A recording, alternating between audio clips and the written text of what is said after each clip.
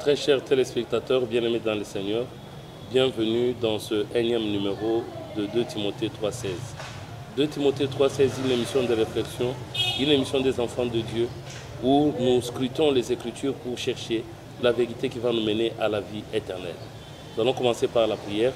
Nous te bénissons, tendre Père, Dieu d'Abraham, d'Isaac et de Jacob. Merci, merci, merci Seigneur de cette opportunité que tu nous accordes pour parler de ta part. Mon Dieu, du début jusqu'à la fin, conduis-nous, que tu puisses nous éclairer. Attire également l'attention de ceux qui nous suivent. Au nom de Jésus, nous avons ainsi prié. Amen. Bien-aimés dans le Seigneur, comme d'habitude, nous avons toujours invité que ceux-là qui nous suivent apprêtent leur Bible, leur bloc-notes et de quoi écrire. Nous aimerions que vous puissiez réagir comme le juif des Bérets. Nous sommes dans Actes des Apôtres, chapitre 17, le 11e verset. Acte 17, 11. Ces Juifs avaient des sentiments plus nobles que ceux de Thessalonique. Les Juifs des Bérets avaient de bons sentiments, plus que ceux de Thessalonique. Ils reçurent la parole avec beaucoup d'empressement. Ils ont reçu la parole de Dieu avec beaucoup d'empressement. Ils examinaient chaque jour les Écritures. Et ils examinaient chaque jour les Écritures. Pour voir si ce qu'on leur disait était exact. Bien-aimés dans le Seigneur, il n'y a pas un autre livre que vous devrez consulter. On dit que l'homme ne vivra pas de pain seulement, mais de la parole de Dieu, de la parole qui sort de la bouche de Dieu. C'est pourquoi nous vous invitons à lire, à examiner les Écritures. Pourquoi? Parce que tout celui-là qui examine, qui sonde, qui cherche la vérité, finira toujours par une récompense. Josué 1, le 8e verset. Josué 1, 8. Que ce livre de la loi ne s'éloigne point de ta bouche. Que ce livre de la loi ne soit pas loin de ta bouche. Médite-le jour et nuit. Tu dois commencer à le méditer jour et nuit. Pour agir fidèlement selon tout ce qui est écrit. Pour que tu agisses fidèlement selon tout ce qui est écrit. Car c'est alors que tu auras du succès dans tes entreprises. C'est alors que tu auras du succès dans tes entreprises. C'est alors que tu réussiras. Ah, d'accord, c'est que pour que l'homme réussisse dans ses entreprises, il est appelé à lire, à méditer et à mettre en pratique, à agir fidèlement selon la parole de Dieu. Bien-aimés dans le Seigneur, comme nous disons que la Bible ici, c'est un livre que nous devrons lire chaque jour. Pourquoi quand vous lisez chaque jour, ça vous permettra maintenant d'arriver à la vie éternelle. C'est pourquoi même 2 Timothée, chapitre 3, 2 Timothée 3, 14 jusqu'à 16. 14 à 16. Toi, demeure dans les choses que tu as apprises. Tu dois demeurer dans les choses que tu as apprises dans les enseignements. Et reconnues certaines. Les choses que tu dois reconnaître d'abord que ce sont des choses reconnues certaines. Sachant de qui tu les as apprises. Sachant de qui est-ce que tu as appris ces choses. Dès ton enfance. De ton enfance. Tu connais les saintes lettres. On dit que de ton enfance, tu connais les saintes lettres. Qui peuvent te rendre sage à salut par la foi en Jésus-Christ. En tant que c'est-à-dire que les saintes lettres, les Écritures, quand vous les lisez, ça peut vous rendre sage, bien-aimé dans le Seigneur. C'est que la sagesse ne vient pas de n'importe quel livre ou de n'importe quel enseignement. La sagesse vient de Dieu. C'est pourquoi on dit que de ton enfance, tu connais les saintes lettres qui peuvent te rendre sage à salut par la foi, oui. Toute écriture est inspirée de Dieu. Toute écriture est inspirée de Dieu. Et utile pour enseigner. Utile pour enseigner. Pour convaincre. Pour convaincre. Pour corriger. Pour corriger. Pour instruire dans la justice. Afin que l'homme de Dieu soit accompli et propre à toute bonne œuvre. C'est pour que l'homme soit accompli, qu'il soit capable de produire les bonnes œuvres. Aujourd'hui, nous allons terminer avec notre sujet sur le nom de Dieu. C'est quoi le nom de Dieu? Parce qu'on a dit, tu ne prononceras pas le nom de l'Éternel, ton Dieu, en vain. Comment tu ne peux pas prononcer ce nom-là? C'est quoi ce nom-là? On dit que là où 2 ou 3 sont réunis en mon nom. Mais c'est quoi ce nom? Moïse a posé la question. Nous sommes dans Exode chapitre 20, verset 7. Moïse a posé la question, mais j'irai vers ce peuple. Ils vont me demander, quel est le nom de ce Dieu-là qui t'envoie? Tu ne prendras point le nom de l'Éternel ton Dieu en vain. Tu ne prendras point le nom de l'Éternel ton Dieu en vain. Tu ne prononceras pas le nom de l'Éternel ton Dieu en vain, oui. Car l'Éternel ne laissera point impuni celui qui prendra son nom en vain. L'Éternel ne peut pas laisser impuni celui qui est en train de prononcer son nom en vain. Mais bien aimé dans le Seigneur, c'est quel le nom? Et c'est quoi le nom? Parce qu'on dit qu'on doit baptiser au nom du Père. Mais c'est quel le nom? Nous cherchons à connaître le nom de Dieu. Les gens disent Yahvé. Les gens disent Jéhovah, les autres disent Adonai, et les lions, Elohim. Donc maintenant, le nom de Dieu, c'est quoi? C'est lequel, bien-aimé dans le Seigneur? Parce que Jésus a dit ceci. Dans le livre de Jean, 6, Jean 17, 6. virgule 11 à 14. J'ai fait connaître ton nom aux hommes que tu m'as donnés. Je fais connaître ton nom aux hommes que tu m'as donnés. C'est que Jésus est venu faire connaître le nom de Dieu. Quel était ce nom que Jésus était en train de faire connaître aux hommes? Oui. Du milieu du monde. Ah, du milieu du monde. C'est que du milieu du monde, il y a certaines qui connaissent le nom, à qui on a donné ce privilège de connaître le nom de Dieu. Oui, allons-y. Ils étaient à toi. Ils étaient à toi Et tu me les as donnés. et tu me les as donnés. Et ils ont gardé ta parole. Ils ont gardé ta parole. Bon. Oui. Je ne suis plus dans le monde. Je ne suis plus dans le monde. Et ils sont dans le monde. Eux, ils sont dans le monde. Et je vais à toi. Je vais à toi, Père Saint. Garde-les en ton nom. Garde-les en ton nom Que tu m'as donné. que tu m'as donné, oui. Afin qu'ils soient un Ah, comme d'accord. Garde tout cela que tu m'as donné. Tu dois les garder en ton nom pour qu'ils soient un comme nous sommes un, oui.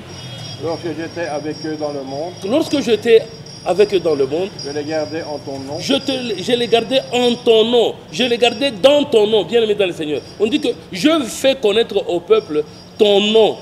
Quand j'étais dans le monde, je le gardais en ton nom. Mais maintenant ici, Jésus-Christ demande aussi que le Père puisse garder ceux-là qu'on lui a donnés. Bien aimé dans le Seigneur, est-ce que tu es parmi ceux-là qui connaissent le nom de Dieu?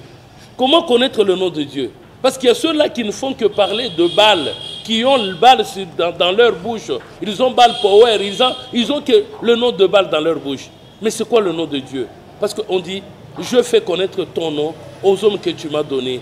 Et ces gens-là, ils vont garder quoi? Oui, on continue. Oui.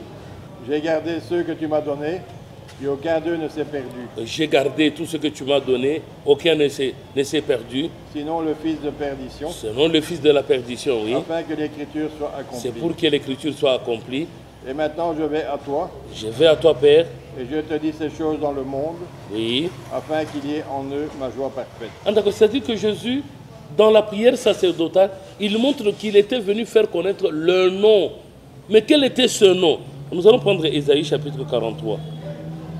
Ésaïe 43, 5 à 10, à 9. Ésaïe 43, 5. Oui. Ne crains rien, Ne crains rien, car je suis avec toi. car je suis avec toi. Je ramènerai de l'Orient ta race, Je vais ramener de l'Orient ta race. et je te rassemblerai de l'Occident, Je vais te rassembler de l'Occident. et je dirai au septentrion, donne, Je vais demander au septentrion au nord de donner. et au midi, ne retiens point. Je demanderai au midi de ne pas retenir. Fais venir mes fils du pays lointain, Tu vas faire venir mes fils du pays lointain, et ma fille de l'extrémité de la terre. mes filles de l'extrémité de la terre. Tous ceux qui s'appellent de mon nom, Tous ceux qui s'appellent de mon nom. et que j'ai créés pour ma gloire, Bien-aimé dans le Seigneur, donc il faut faire sortir ceux-là qui s'appellent du nom de Dieu. Mais c'est quel nom, bien-aimé dans le Seigneur? Parce qu'il y a des gens qui disent non, je suis l'alpha, je suis l'oméga, je suis le commencement, l'ancien de jour. Mais le véritable nom, c'est lequel? Oui, allons-y. et que j'ai créé pour ma gloire, Ceux-là qui s'appellent de mon nom, que je créais pour ma gloire, et que j'ai formé et que j'ai fait. que j'ai formé, que je fais, posez-vous la question, bien-aimé dans le Seigneur. Vous avez été formé, vous avez été créé, vous avez été fait? Oui. Qu'on fasse sortir le peuple aveugle qui a des yeux, On doit faire sortir le peuple qui est aveugle mais qui a deux yeux, et les sourds qui ont des oreilles. les sourds qui ont des oreilles. Que toutes les nations se rassemblent, et que les peuples se réunissent. Ah, d'accord. Donc notre souci c'est de connaître le nom. Quel est le nom que Jésus était venu montrer au peuple? Quand Moïse a demandé, mais les gens, ils me poseraient la question, qui est ce Dieu-là qui t'envoie? Lui a dit, mais celui qui s'appelle Je suis celui qui suis. Est-ce que je suis celui qui suis? Je suis, c'est un nom. Nous devrons nous demander, quel est le nom que Dieu porte, que Jésus était venu montrer au peuple? Aujourd'hui, quand vous suivez la parole de Dieu, bien-aimé dans le Seigneur, on vous a déjà montré le nom, parce que c'est ce nom-là qui a aidé David à gagner contre Goliath. C'est ce nom-là qui a fait que les boiteux peuvent marcher. C'est un nom-là qui fait de miracles. Mais c'est quoi ce nom, bien-aimé dans le Seigneur? Nous allons prendre le livre de Cantique de Cantique. Cantique de Cantique, chapitre 1. Oui, commencez par le 3e verset. Cantique et Cantique 1, 3. Mhm. Tes parfums ont une odeur suave. Tes parfums ont une odeur suave. Ton nom est un parfum qui se répand. Ton nom, c'est un parfum qui se répand. C'est pourquoi les jeunes filles t'aiment. Ah, d'accord, on dit que son nom c'est un parfum. Le nom là, c'est un parfum qui se répand.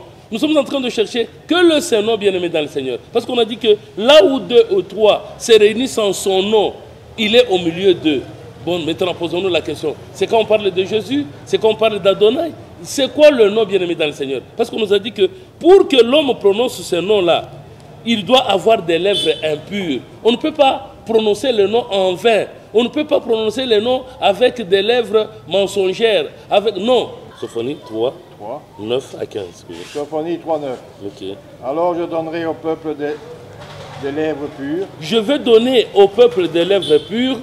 Afin qu'ils invoquent tous les noms de l'Éternel. Ah, c'est pour qu'ils invoquent tous les noms de l'Éternel. Bien-aimés dans le Seigneur, on ne peut pas invoquer les noms de l'Éternel avec des lèvres impures. C'est pourquoi même Jérémie, donc Ésaïe plutôt, quand il devrait aller faire le travail, on a dit qu'on a pris les pincettes, on a pris les charbons ardents pour mettre dans sa bouche, pour purifier.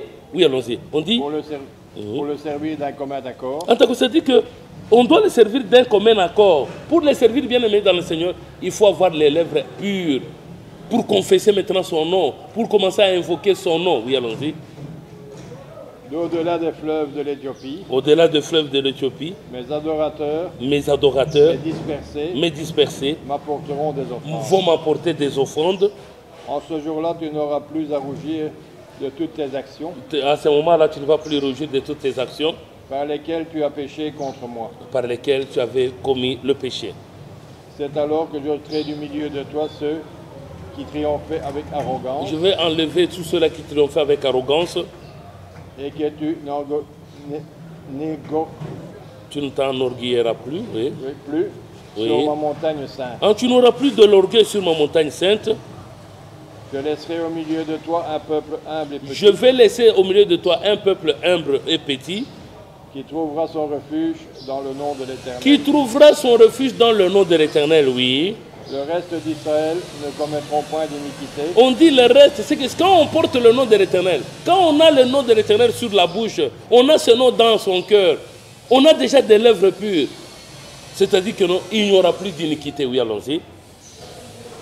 Mais ils paraîtront et ils se reposeront et personne ne les troublera. Oui, il n'y a personne qui viendra les troubler, oui.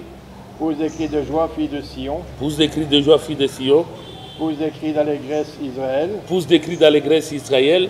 Réjouis-toi et triomphe de tout ton cœur, fille de Jérusalem. D'accord, notre souci c'est de connaître le nom. Quand nous parlons du nom, nous faisons allusion à quoi? Parce qu'on dit que ce nom c'est un parfum qui se répand. Nous allons maintenant chercher à comprendre quel est ce parfum-là qui se répand, parce que son nom devient un parfum. Parce que ceux-là qui Jésus est venu, c'était pour montrer le nom de Dieu. Nous allons prendre 2 Corinthiens, chapitre 2. 2 Corinthiens, chapitre 2. Vous allez commencer par le verset 14 jusqu'au verset 17. Grâce soit rendue à Dieu. Grâce soit rendue à Dieu. Qui nous fait toujours triompher en Christ. Celui qui nous fait triompher toujours dans le Christ.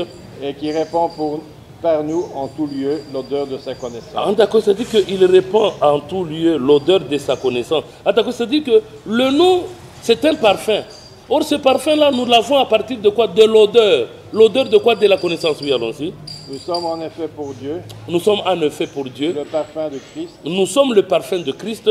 Parmi ceux qui sont sauvés. Oui, parmi ceux qui sont sauvés. Et parmi ceux qui périssent. Bien aimé dans le Seigneur, c'est-à-dire que la connaissance de la parole spirituelle, la connaissance de Dieu, voilà ce parfum-là qui est en train de se répandre. C'est que nous répandons le parfum de la connaissance de Christ. Nous répandons l'odeur de la connaissance.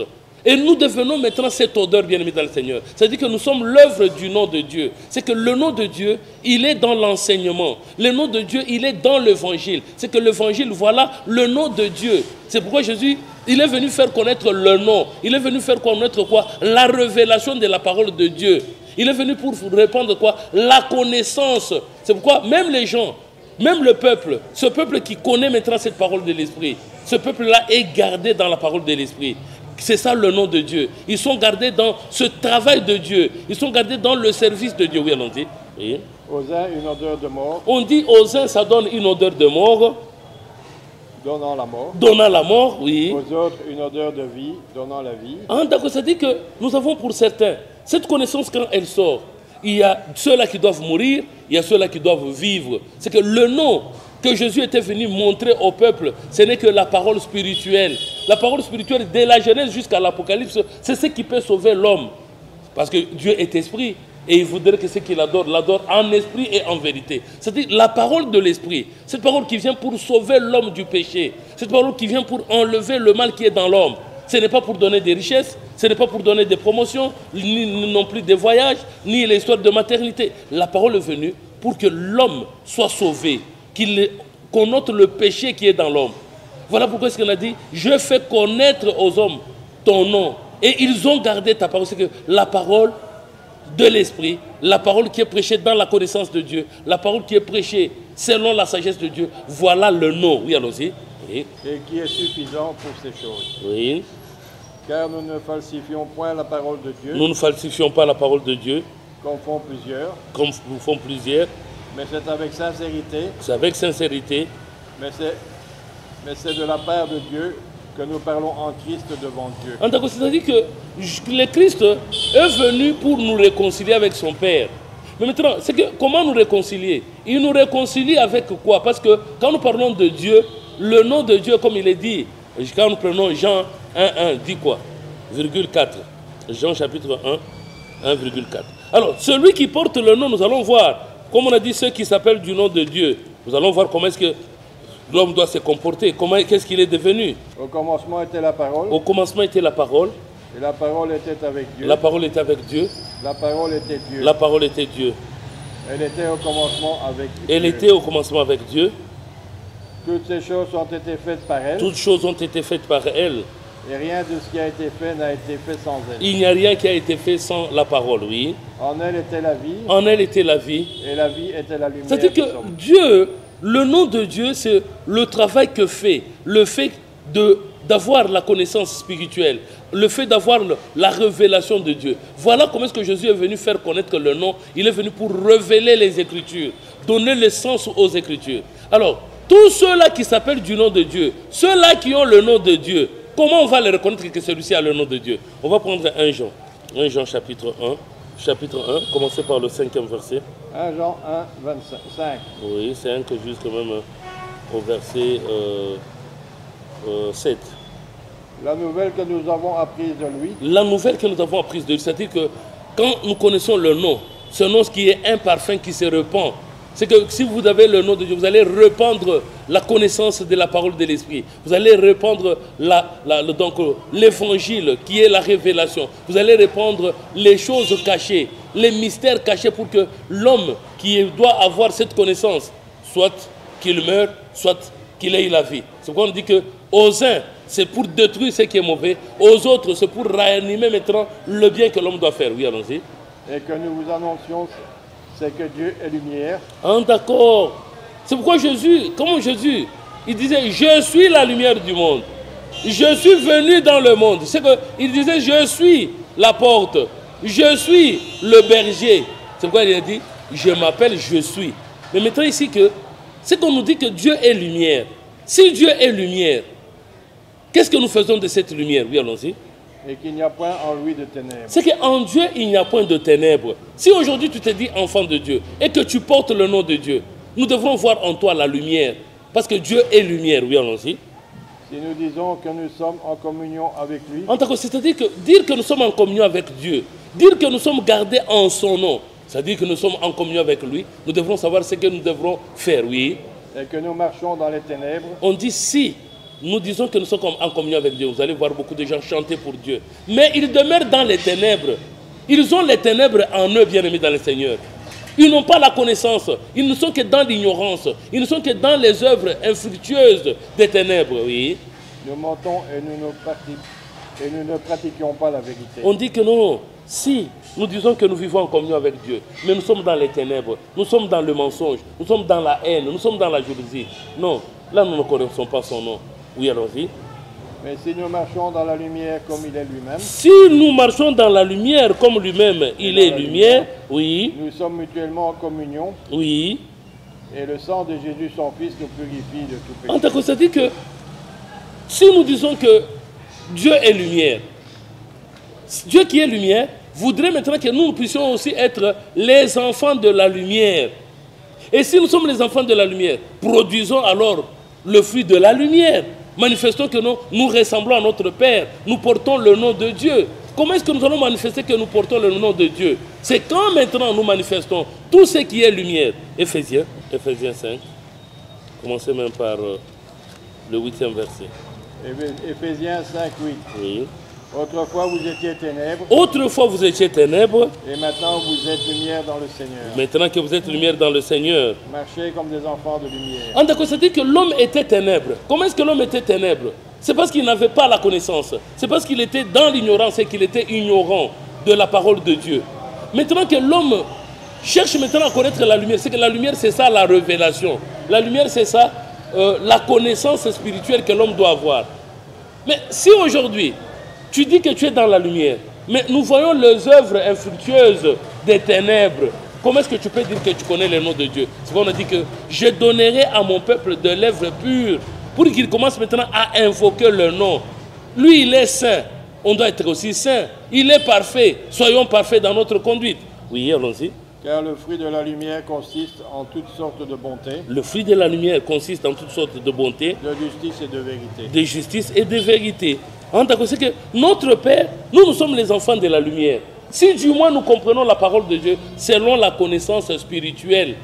Par exemple, on dit, il y avait un jardin d'Éden. Mais si toi tu te représentes que les jardins sont les arbres, le manguier, les safoutiers, sache bien que tu es encore dans le ténèbre. Si jusqu'aujourd'hui, quand on dit il faut célébrer la Sainte Seine, tu prends un morceau de pain, tu le découpes en petits morceaux, tu donnes aux gens en disant voilà, Jésus avait fait ceci et nous devrons maintenant commémorer ou pour nous souvenir de Jésus-Christ, on doit manger le pain. Sache bien que tu es encore dans le ténèbre. Pourquoi? Parce que tu veux connaître Dieu avec ta propre sagesse. Tu veux connaître Dieu avec ton ignorance. Alors, ceux-là qui portent le nom de Dieu, ils connaissent la révélation. Ceux-là qui portent le nom de Dieu, ils connaissent le secret, le plan secret de Dieu. Quand on connaît le plan secret de Dieu, bien aimé dans le Seigneur, là, on connaît le nom de Dieu. On va prendre le livre d'Apocalypse, Apocalypse chapitre 19. Vous commencez même par le verset 11 jusqu'au verset 15. Apocalypse 19, 11. Puis je vis le ciel ouvert et voici parut un cheval blanc. On dit je vis le ciel ouvert et voici parut un cheval blanc, oui. Celui qui le montait s'appelle fidèle et véritable. Celui qui montait ce cheval-là s'appelait fidèle et véritable. Comment est-ce que vous pouvez être aussi fidèle? Est-ce que vous êtes véritable? Fidèle à la parole de Dieu, oui, allons-y. Et il juge et combat avec justice. Lui juge, il combat avec justice, oui. Ses yeux étaient comme une flamme de feu. Ses yeux ressemblaient à des flammes de feu. Sur sa tête étaient plusieurs diadèmes. Sur la tête, il y avait des diadèmes. Et il y avait un nom écrit que on dit personne ne connaît. Il avait un nom écrit que personne ne connaît. Si ce n'est lui-même. En tout cas, c'est qu'il avait un nom. On dit que ce nom-là, pour le connaître, bien aimé dans le Seigneur. Pour connaître ce nom-là, il faudrait qu'on puisse te révéler. C'est pourquoi on a dit que personne ne connaît qui est le Fils, si ce n'est le Père. Et que personne ne connaît aussi qui est le Père, si ce n'est le Fils, et celui à qui le Fils veut le révéler. Oui, continue. Il était revêtu d'un vêtement teint de sang. Il était revêtu d'un vêtement teint de sang. Son nom est la parole de Dieu. Ah, d'accord. On dit son nom, c'est la parole de Dieu. C'est-à-dire quoi? La parole, c'est ça le nom. Il faudrait que l'homme rentre dans la connaissance de la parole de Dieu.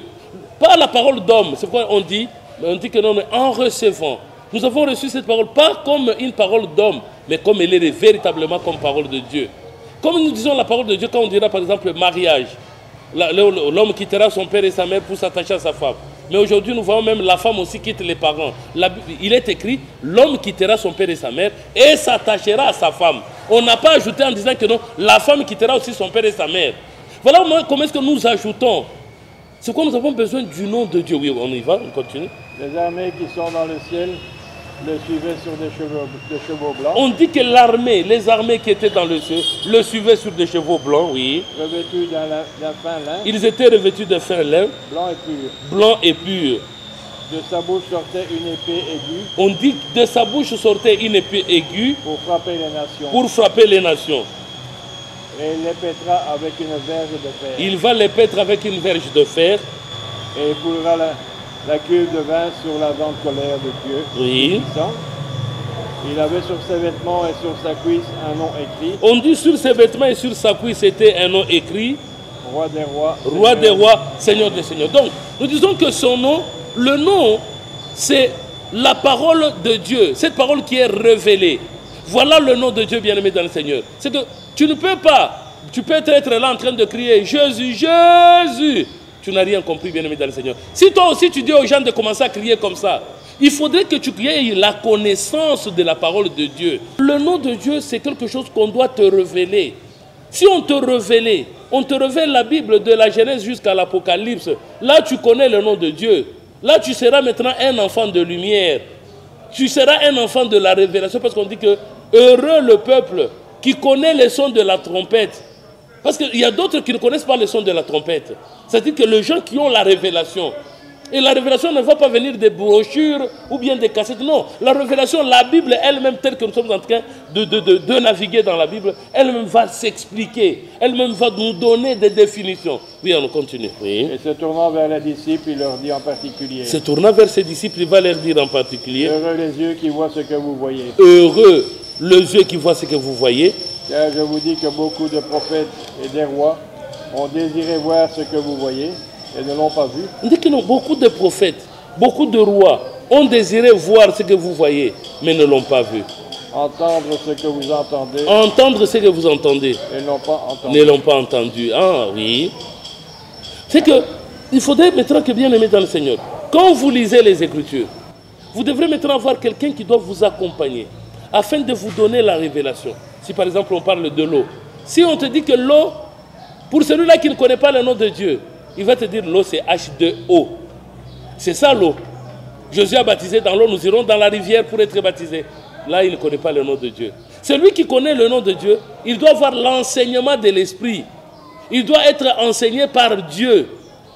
Qu'il soit un enfant de Dieu qui est lumière. C'est-à-dire un Dieu qui donne la connaissance. Un Dieu qui révèle. 1 Thessaloniciens, chapitre 5. Vous commencez à 5. 1 Thessaloniciens 5, 5. Oui, jusqu'au même 9. Vous êtes tous des enfants de la lumière. Vous êtes tous les enfants de la lumière. Et des enfants du jour. Bien-aimé dans le Seigneur, fais un effort pour que tu deviennes un enfant de la lumière. Parce que comme nous avons dit que nous devrons maintenant, le nom de Dieu, c'est quelque chose qui s'apprend. Les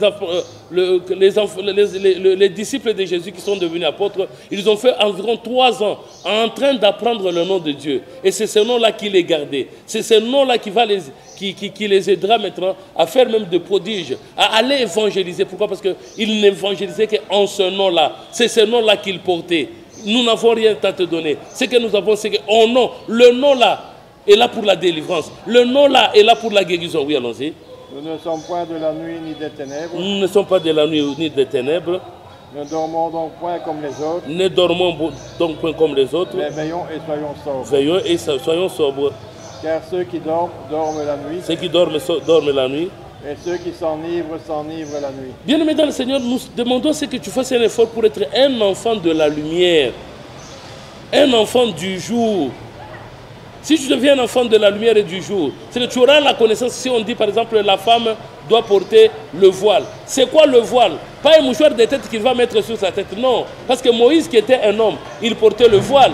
Mais aujourd'hui on dit qu'on doit enlever les voiles qui est dans le cœur. Bon, on va terminer avec 2 Corinthiens. 2 Corinthiens, chapitre 3. Vous allez commencer même par le verset 14. 2 Corinthiens 3, 14. Même 13. Et si nous ne faisons pas comme Moïse. Et nous ne faisons pas comme Moïse. Qui mettait un voile sur son visage. Moïse qui mettait un voile sur son visage. Pour que les fils d'Israël ne fixent pas le regard sur la fin de ce qui était passager. C'est pour que les enfants d'Israël ne puissent pas fixer le regard sur la fin de ce qui était passager. Mais ils sont devenus durs d'entendement. Ils sont devenus durs d'entendement. Jusqu'à ce jour. Jusqu'à ce jour.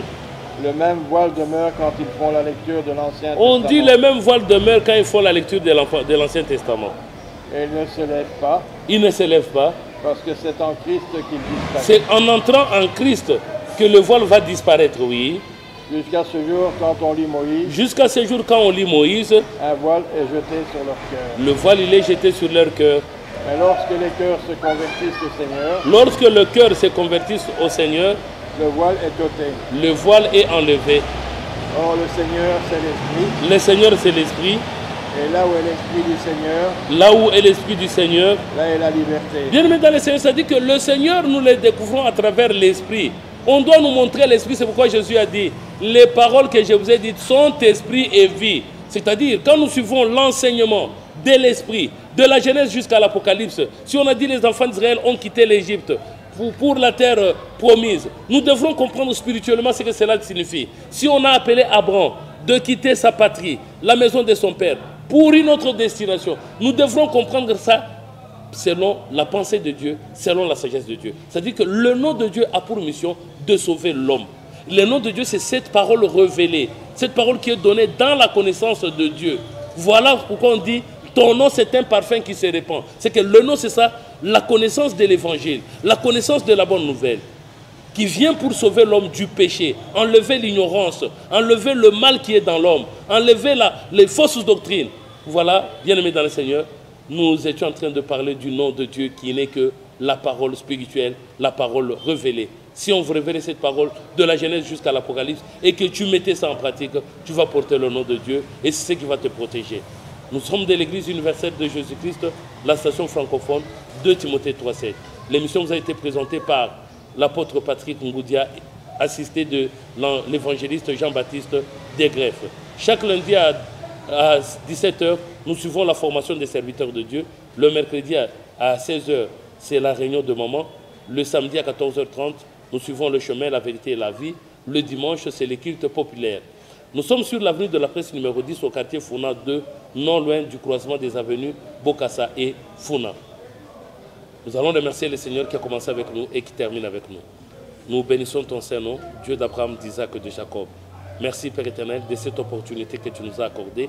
Seigneur, nous voudrions bien que tu continues à ouvrir les yeux et les oreilles intérieures de tes enfants, qu'ils découvrent ta parole révélée, pour qu'ils puissent, mon Dieu, porter cette parole aux extrémités de la terre. Nous te bénissons éternellement.